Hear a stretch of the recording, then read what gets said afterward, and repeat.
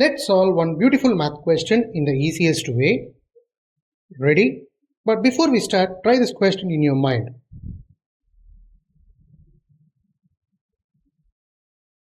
You got it?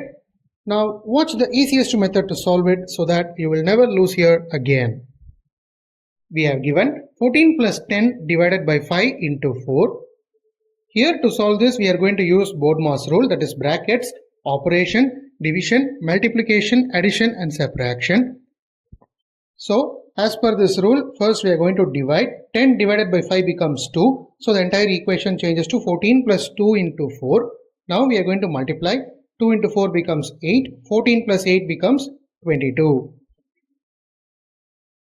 So the answer of 14 plus 10 divided by 5 into 4 is 22.